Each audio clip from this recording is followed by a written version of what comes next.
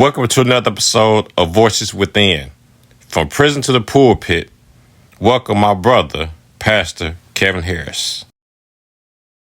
Hey, my name is Kevin Harris. I am the senior pastor here at Nazarene Missionary Baptist Church. And, you know, there's a litany of other good works that I do that I can talk about, from feeding the hungry, clothing the homeless, and giving housing to those that need a roof over their head. So we do the work of Jesus Christ, the work of the gospel. I've also been very heavily involved in justice reform, having led several major organizations and nonprofits here in the southeastern Michigan area. You from Detroit? Yes, absolutely. What part? Wow. I always say that I'm from both the East and West, because I grew up on the East Side. That's where I was born and raised up until about early teens. And then we moved to the West Side. So, I feel like I represent the fullness of Detroit. Yes, sir. Even though we got some people that say East Side and, West Side, I can truly say I'm a East and West Sider. Yes, sir. Sometimes our path, where our begin is a pathway to our future, basically. Meaning what I mean is that sometimes our childhood, our environment, it's our roadmap to where we at today. You as well, I had unfortunate to serve time in what I call Michigan Department of Plantations.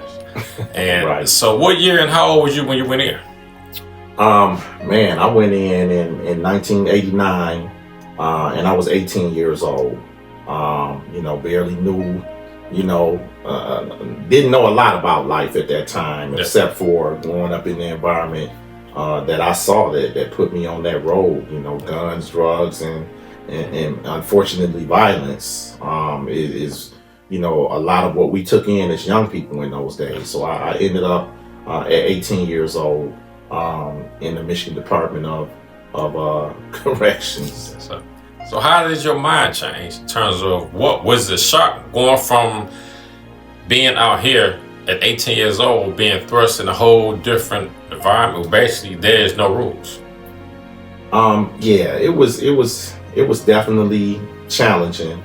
Being a young person, I went to what they called in those days gladiator school. MTU, where all the young people was, and you had to fight your way through. I had a bunch of fights during my time of incarceration, but for me, I think one of the things that stood out for me is that, and I'm so thankful to my mother, who is not here anymore. And, unfortunately, I lost my mother. She was murdered while I was incarcerated. But she had instilled in me a love of reading. She had instilled in me a strong, outgoing spirit. And it kept me and held me through, going through an environment like that. So I always had a sense of that, even though I was in it and around it and surrounded by it, I always had a sense of this ain't me. And I always had a sense of that I know I'm better than this. Not that I look down on anybody else, but, after the years and years of going by and being around different people, I just felt like I had more potential in me that needed to be unlocked. So that's one of the big things that stood out to me, is that, what's the young man? He's got the song out.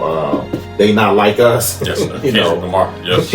I had a Kendrick Lamar like, nah, I know I'm better than what I'm seeing and what I'm around and what I'm hearing. Yeah. So that's what it was for me, man. Knowing better was inside of me.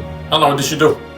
Altogether, I did 15 years. So when you came out, so you was how old when you came out? I was 36 when I came out. So that's a whole life in itself. Yeah. So what was your mindset when you, obviously different when you went in. So what was your mindset once you stepped back on this side? Well, it was tough. Number one, here in Michigan, man, they have this parole board where they hit you with these what they call flops. Yeah. When you think you're gonna get out, you want to come home, but they look at your disciplinary record, or either as what we know today, they have a quota of how many people they let out. Yes. And once so many people get let out, they have to keep their numbers up. Yes. So they would what they would call flop you. So you would actually end up doing more time than what you're supposed to had on your sentence. But coming home from prison, I tell guys now, because people sit up in prison and they come up with these master plans. I mean, we write everything down, we plan everything. But what I tell people today is it's from my experience, it's impossible to plan exactly what you're going to do and what's going to happen when you get out. You can do it to the best of your ability, and you should have a framework. But there is nothing that can prepare you for the day that those doors open and you walk out of there and you have to put your life back together. Everything that you thought, you had to throw away. And you got to go back from the drawing board from when you get out. So yeah, going out, when I came home and, after being long, my mother was gone, everything had changed. It definitely was one of the hardest periods of my life. Absolutely. Did you have, so in terms of percentage, like you said, your goal, your plan that you had to get when you got out, percentage wise, how much of that actually was able to materialize? And the other you had to just scrap and start over? Well, for me, and being a minister, being a pastor today, I have to say 100% of what I planned and what I put in my mind came to pass over the years. I've been home now for 18 years. Yes. But I strictly give that credit to my faith. If it wasn't for faith and if it wasn't for God in my life, I wouldn't have made it. Period. But I did. When I came home, I fell off though. I was in the Word my last 7 years of being locked up, and people call you jailhouse Christian and all that stuff, and people get in here and turn to religion. Well, I had got to a point in my life where I couldn't function. I really had to rely on that spiritual strength to take me the rest of the way. But when I came home, I was on point. I was good for about 3, 4, 5 months, man, and I fell all the way off. I was back in the game. I had to try it because it was so hard. It was like culture shock. Everything that I wanted to do, I ended up going back. Fortunately, when I went back, man, the Lord didn't let me fall all the way back into it. Some things happened, and I saw some writing on the wall that kind of made me say, wait a minute, I'm not going that route. I have to face my fears. Yes, sir. And that's what a lot of it was. It was just the fears of, believing that you can make it, believing in yourself, you can do it. In the days when I was growing up and hustling, it was always quick to resort to the streets or easy money or going to do it this way. When things got tough, I had to get to a point as a grown man to learn how to stick it out, learn how to not give up, learn how to not throw in the towel when everything was going bad. Perseverance. And eventually, by persevering, things started to get better. But I really had to humble myself. I really had to bring my expectations down and be patient and work hard. Yes, sir. So I tell anybody, hard work and humility it's got me where I'm at. But it's not a game. If you don't come home and there's a few people who, when they get out of prison, they have a silver spoon waiting on them. They have a family waiting to embrace them and hold them up and different things like that. But the majority of us, we don't have that. We don't have that. So it's very difficult. So for me, it was all faith, all relying on God to hold me through. But I did fall off, almost immediately. No, Elijah Muhammad said, and he quoted Prophet Muhammad, peace be upon him, said, the only heaven that a man knows is found at the foot of a woman. So when did you meet your wife, Tracy? Man. Because I knew her when, I remember it's crazy because I knew her, she's my sister's best friend, so I knew her when the last time I seen her, I was maybe 15 or 16. Right. Well, I mean, same thing. I knew Tracy when we grew up together. Yes. and that show you the type of sister that she is. You know what I'm saying? To stick with you and to ride with you to a prison bed for a decade and a half. Yeah. So I didn't know that. Yeah, I didn't know she was with you before. No. Yeah. We grew up together, man. We was 14, when we met, and and I tell people, that no, she wasn't my quote woman. Yeah. During those times, because she wasn't having it. Of course, if it was up to me, you my woman, and yes, I'm doing 10 years, and her thing was like, Negro, please, you got 7 years left. Yeah. You know what I mean? I was trying to claim her though. Yeah. You know what I mean? But the good thing about it is, she's a solid sister, beautiful sister, and she stayed a friend. Yeah. You know what I'm saying? That was invaluable, man. That her friendship, being there for me, coming to visit, writing letters and taking phone calls. Yeah. You know what I mean? So for me, man, you can't get no more solid than that. Yes, sir. So yeah. So ride it out for real. Man, she did. So yeah, we definitely, man, we met as kids, and you're talking about since we met, you come on a 40-year relationship. Yeah. Already. And no, we wasn't together all that time. We split up and, done all kind of things that young people do growing up. Yeah. But I'm thankful to God for it, though. And I can tell you that. Being a solid sister who, I'm sure she had her times of wilding out and different things like that as we grow up. But, I always knew what was in her. She always knew what was in me. So I thank God, man, that it worked out. Somebody else could have easily got she gave you? Huh? How many children y'all have? We just got one daughter. Yeah, we got a daughter, 15, Kalia. She's doing amazing. Swim champion at Cass Tech. Yeah. So yeah, man, it's a blessing to see that. Yeah. Many people, like I say, when they come out, and those who do go back in, like I said, a lot of times they don't get that chance or see stuff and come out. Mm-hmm. So a lot of people, when they come out and get off into politics and religion, straight out, you came out and went back into the streets and then parlayed your way out of that. Mm-hmm. So what came first, as far as the church or the politics? I know you have in politics. Yeah, definitely it was, for me, it was the church. Yeah.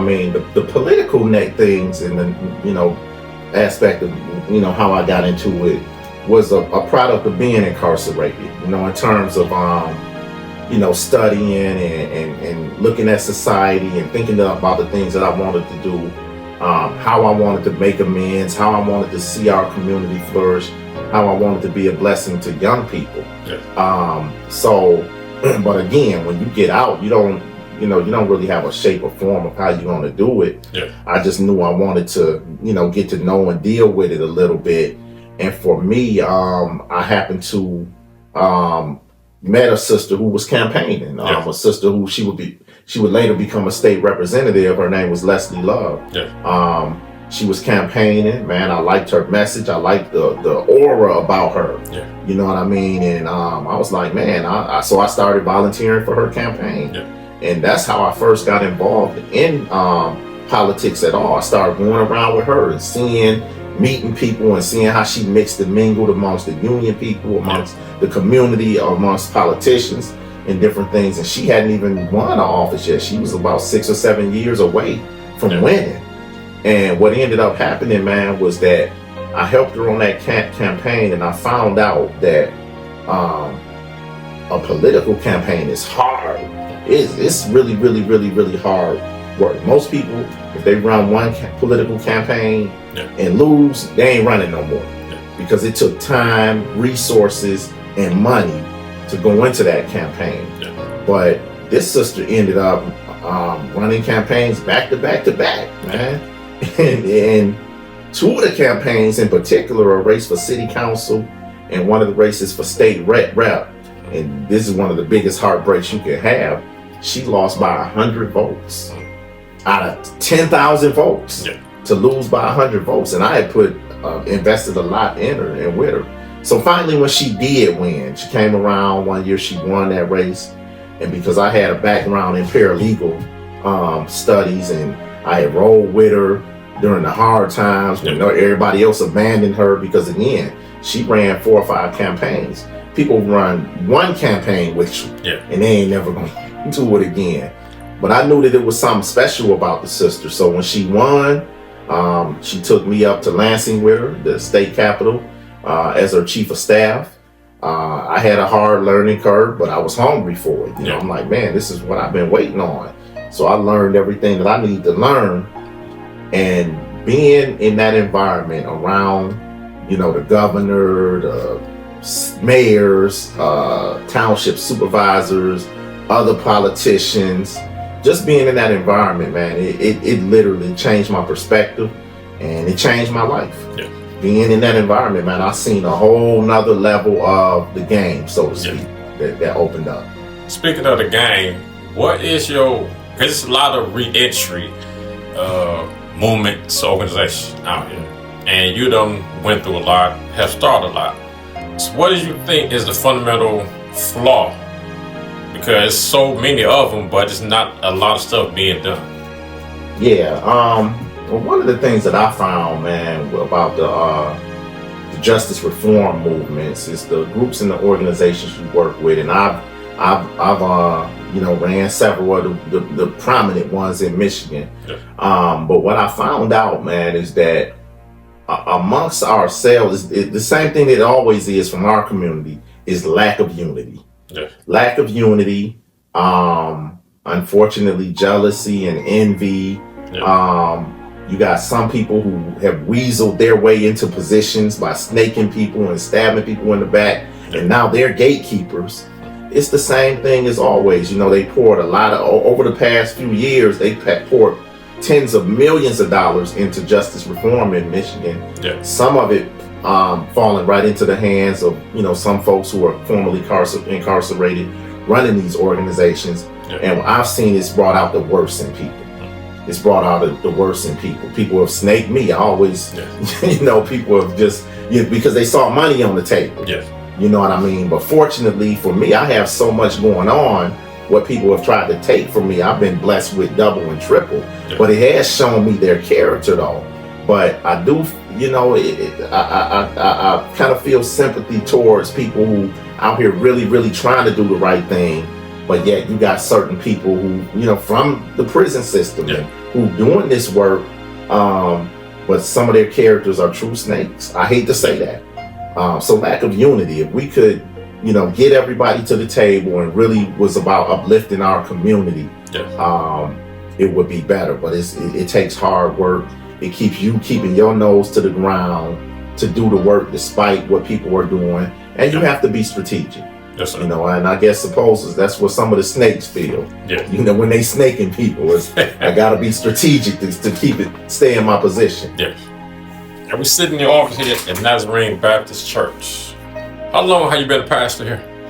I've been a senior pastor here for 7 years, since 2017. I had an outreach ministry. I started in my basement, and I had an outreach ministry for about 5 years before that. So, you know, I've been pastoring for about 12 years now, but I've been senior pastor here for 7 years. Yes. How did it feel when you first know you were about to take that post on? Man, it was amazing. It was God, you know, fulfilling his calling, fulfilling what he said and what he poured into me that he was gonna do. It was exciting to be able to rise to that level of leadership after having put so much work in, but there is a saying in the church community, it's called new level, new devil. So when I got here, I was in for a whole nother war. You know, becoming a pastor of a prominent church is not easy, especially during a selection process. There are people and factions who want to put their person in place, and it's a whole nother dog fight. That goes along with that. And then even once you get the position, you know, you on trial with people. They're waiting for you to slip up. They waiting for something to go wrong. And it's common, I've learned now, it's common that, you know, when a person becomes a new pastor at a church, that a lot of the people walk out. And it's a common experience. So, you know, it's a fight to stay encouraged, man. If you know any pastors, pray for them. Because they in a fight. So how do you know, this is not a saying, but it's like a feeling, you know, with the church. How do you separate or get away from people who look at church, primary church in the Black community, as sucking the blood from the community? How do you separate yourself from that? Because to be truthful, it's a lot. Meaning they say they have the community, but don't do it. And by association, sometimes other churches get thrown in the same pot because they're a church. Yeah, it's very difficult because, there was a time in our community where the pastorship was so respected, so looked upon. Was highly looked upon and highly regarded. But over the years, there's been so much folly, so much foolishness that has taken place. And frankly, even if you study the Bible, Samuel was a godly man. But his sons, they was out cold. You know what I mean? Sleeping with the women in the community and stealing and doing all those things. And nothing, as it says, there's nothing new under the sun. So there's been so much foolishness that's taken place over the church, the gospel of prosperity. It has made the church look bad, particularly when I talk about the young people who are not coming to the church. They're looking at their parents, and you've served the church for 30, 40, 50 years. And I've never seen the church do anything for you. When my mother died, they wasn't there, So it is a tremendous burden to try to overcome. But having said that, you still have to do the work, and God will make a way. Me, myself, and many other pastors in this day and age, there is a new breed of pastors coming along. When I came here, they had a problem with me, because they wanted to know a convicted felon is our pastor. We've sunken all the way to the point now we electing convicted felons. So I had to deal with that burden. I had to deal with a lot of different challenges and burdens, but over the years, when people were seeing the work that I was doing, particularly, a lot of people had issues with the justice reform movements that I was pushing out of the church, but I would have to remind them, your father's in prison, your brother's in prison, your uncle's in prison, your son's in prison, your daughter's on probation. So they have come to learn that, wait a minute, this is bigger than what we think. And as far as the work we do here at Nazarene, we feed the hungry, and we clothe the naked, and we house those that don't have homes. So we've established such an amazing legacy of the work that we do here. I believe that's given us a lot of credibility in the community. But make no mistake about it, there is a lot of buffoonery in the church pulpits, and clowns in the church pulpits who don't even relate to the people anymore. So the criticisms that's being leveled at the church oftentimes is rightly so. Because you got the image that I have is you got the pastor who's driving the Bentley on a rainy day, and a parishioner's trying to make it to his church, and they're at the bus stop with the umbrella, and the pastors ride by in the Bentley, hit the pothole, and splash the water on them while they get in the church. That's an image, that I paint, that I think is reality speaking, unfortunately. But, the Bible lets us know that God always has his people, though, even in this day and age. So we just got to keep doing the work, and in due time, the wheat will be sifted from the chaff. That's good. You're in the church doing programs, but it's also, like I say, it's sad. Because I never thought about you had issues being a pastor because of your record. You think of, okay, I got a record, I have issues or hurdles when it comes to housing, employment. But they say where some people have issue with women running the church. Now I know that some people have issue with people who are convicted felons running the record, running the church. But then, like you said, use the scripture and throw it up. It's like Jesus didn't teach in the church. He never built no church. That's right. His people was out in the community. He wasn't talking to individuals, what we call today, middle, high class people. He was talking to the poor, the rejected, the despised. Those who came out of prison, those who needed help. So to have a church and have people who don't see that vision, like I say, then now you start having, like say, it's a force. Now you're not only fighting individuals from the outside, you fight individuals from the inside because you're trying to push a program. Right, absolutely. So I'm saying, in the next 5 years, what is your vision for Nazarene Baptist Church?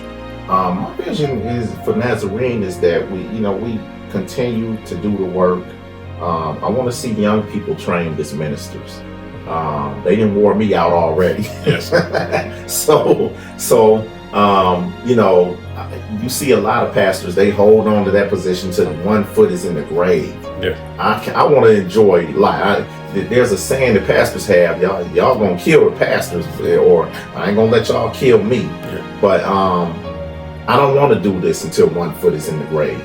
I want to train some young folks, put them in position, and then be able to step back. I'll be still a part of the church. I'll still be senior pastor or pastor Demetrius.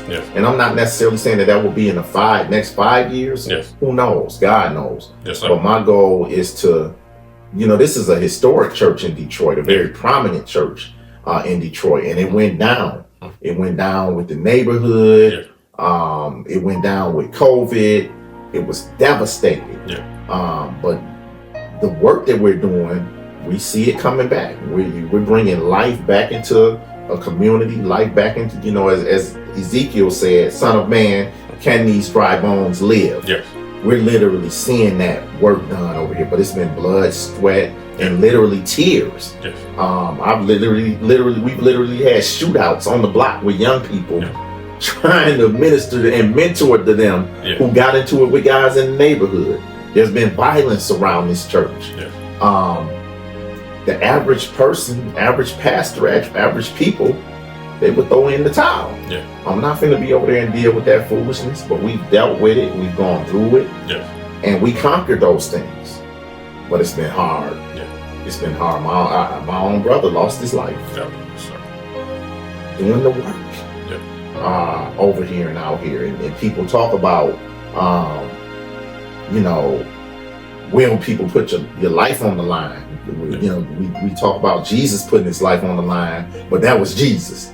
No, we literally put our life on the line over here to do this work. Like you said, pick up your cross. They're not talking about the material item, talking about your burden. Pick up your life. It's first they deny yourself and then follow me. So we can't expect to follow a man who has amplified the greatest manifestation of love and sacrifice and don't follow the same footsteps. Absolutely. And then, you have these young people out here. Like I said, I've been around some churches and pastors, and, folks are older. I get it. But they're scared of the young people.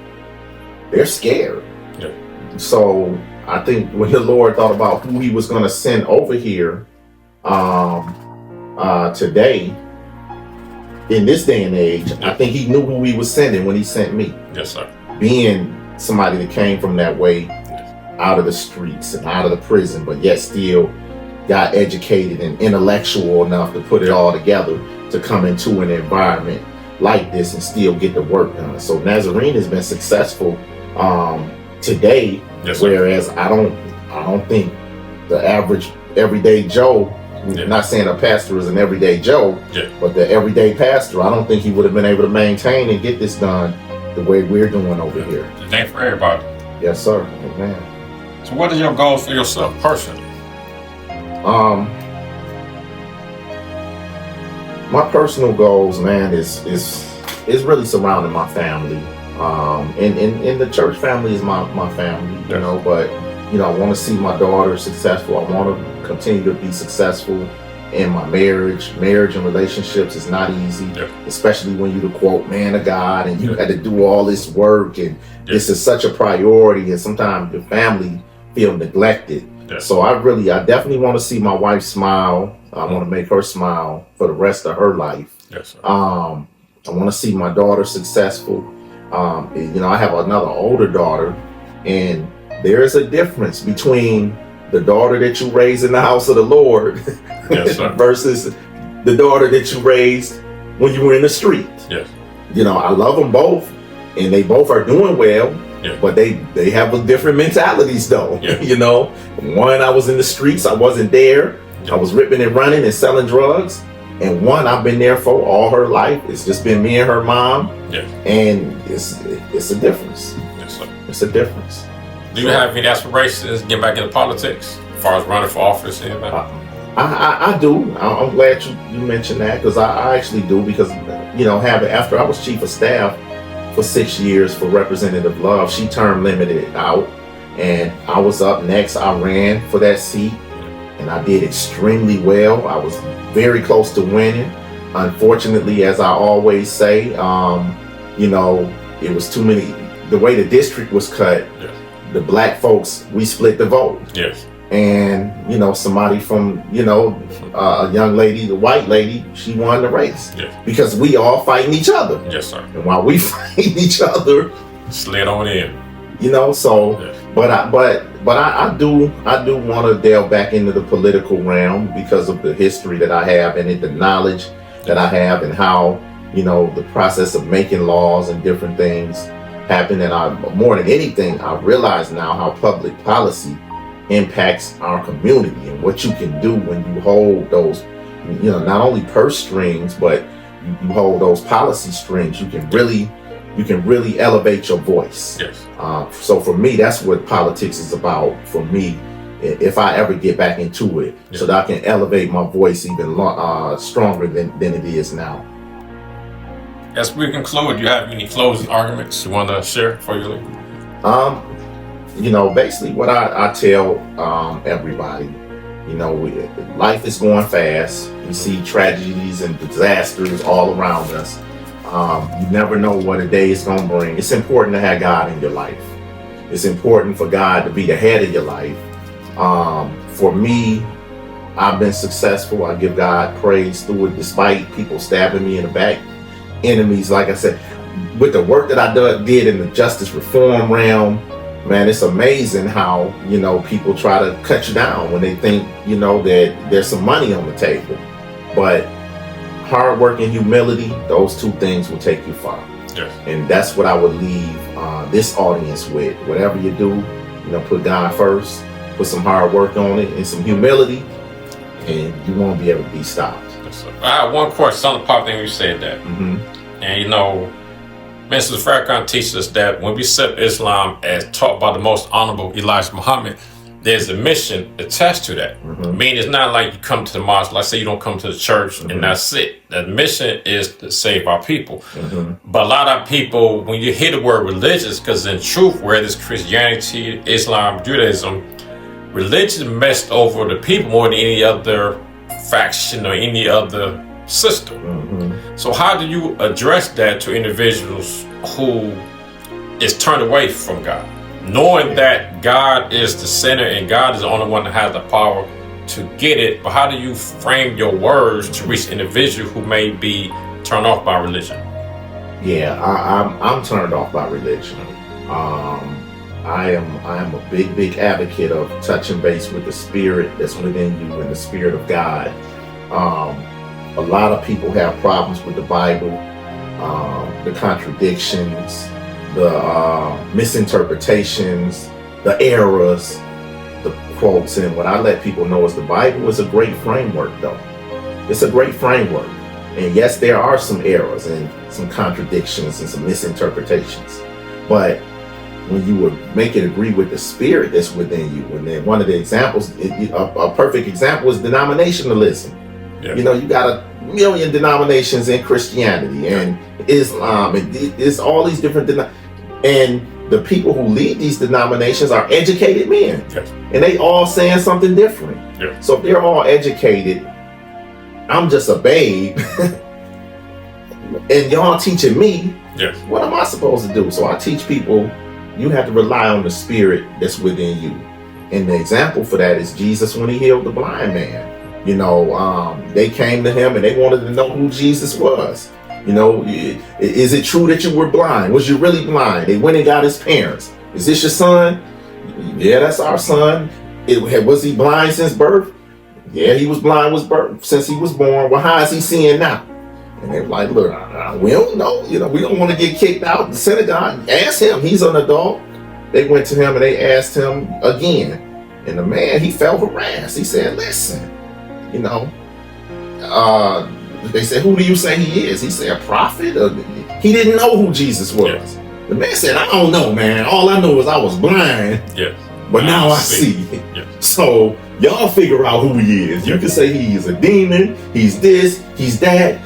Whatever you say he is, I can see now. And a minute ago, I couldn't see. So you can't tell me nothing. So I tell people, rely on the spirit that's within you to perfect what's the knowledge that's in the books, in the knowledge that you hear come out of people's mouths.